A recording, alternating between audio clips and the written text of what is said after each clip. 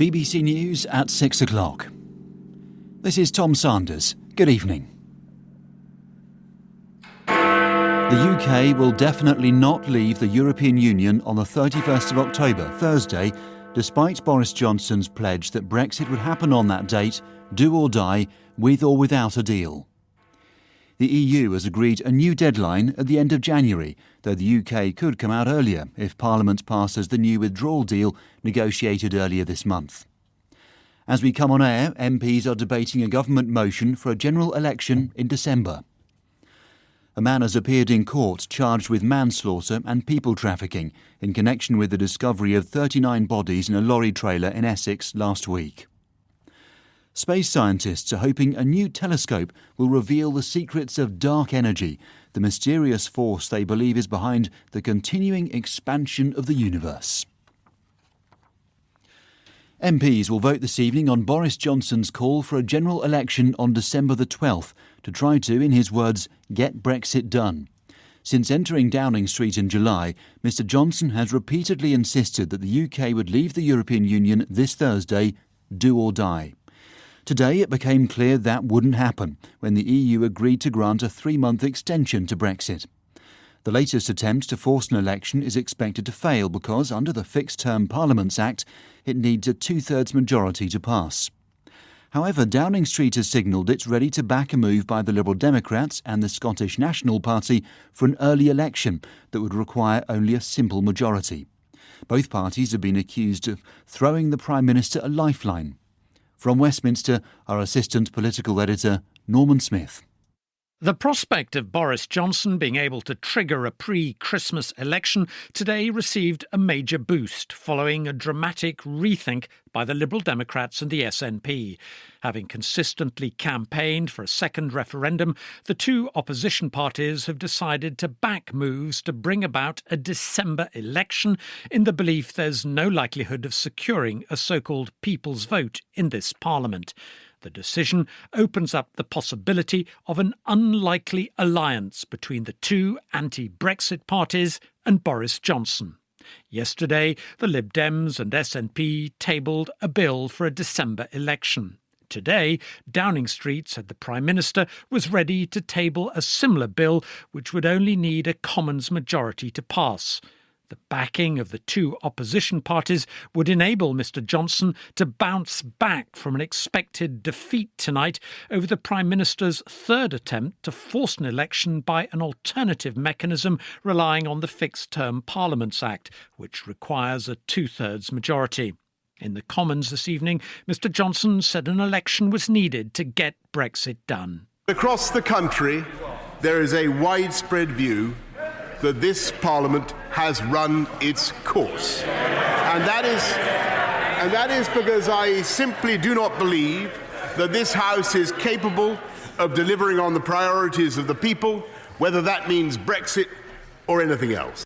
The decision by the Lib Dems and SNP has prompted fury among former allies. The leader of the independent group, Anna Soubry, said they were turning their back on the People's Vote campaign, while the Shadow Chancellor, John McDonnell, accused them of selling out.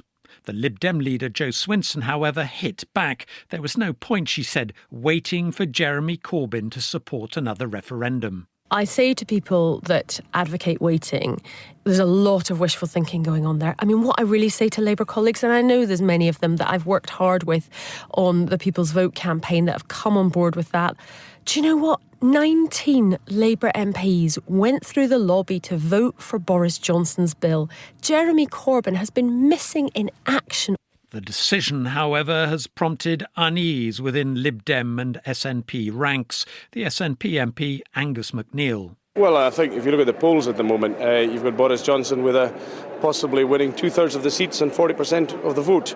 And if we give Boris Johnson the Christmas present of 2/3 of the Parliament, we've currently got him in a cage. He's going to be an escaped vulture fairly soon, within 6 weeks. And he will give you any Brexit or no deal Brexit or anything he wants and claim he's got a mandate. While the Prime Minister would now seem to have a realistic chance of securing a December election, it's still far from a done deal. Opposition MPs and peers are likely to table amendments that could yet derail the legislation, and there's precious little time to get the measure through Parliament. Our political correspondent Jessica Parker considers what lies behind the Liberal Democrat and SNP initiative. The Liberal Democrats and the SNP have both argued against Brexit and in favour of a further referendum. Now they've decided their cases are best served by a general election, in the hope of winning enough seats to increase their leverage in the Commons. But the move has drawn criticism from campaigners who support a so-called People's Vote, who worry that the snap poll could play into Boris Johnson's hands. The two parties insist that they haven't given up on the idea of another referendum, but argue that, as things stand, the numbers simply aren't there to bring it about. And they fear that should this Parliament linger on, the Prime Minister could get his deal through the Commons. Some will accuse the Lib Dem and SNP leaderships of being self-serving, with the suspicion that, looking at the polls, they're simply trying to mop up more seats. But if the Conservatives won a clear majority, opposition groups could, of course, lose their ability to block Boris Johnson's Brexit plans. At the same time, Downing Street's enthusiasm for a snap poll is not without risk. The Professor of Politics at the University of Strathclyde, Sir John Curtis, says the Conservatives' election strategy rests on keeping Nigel Farage's Brexit party at bay. It assumes that the squeeze on the Brexit party vote, which is the foundation upon which Boris Johnson's lead rests, continues, goes a bit further, and certainly isn't reversed by the arguments that will come from Nigel Farage that, well, we should just have left without a deal given you couldn't get your deal through the House of Commons. And by the way, this is the third time in a row that the Conservatives have failed to deliver Brexit. As Theresa May found in 2017, any election is a gamble for any party, and campaigns can prove unpredictable. But now the EU has granted an extension, there's pressure to do something with that extra time to break the Brexit deadlock. However, should an election deliver another hung parliament, it's by no means certain that a new set of MPs could finally agree a clear way forward. In Brussels, EU ambassadors met for less than half an hour this morning before announcing they'd agreed to the UK's request for a flexible extension until the end of January. The so-called Flextension enables Britain to leave the bloc sooner if the withdrawal agreement bill becomes law. As our Europe correspondent Kevin Connolly reports, the EU decision gives the UK government and Parliament 3 months to find a way forward. The EU ambassadors will feel that they've carefully stuck to one of the cardinal principles in Brussels politics, avoiding interference in the domestic political dramas of a member state, as the UK remains for now. But everyone here is keenly aware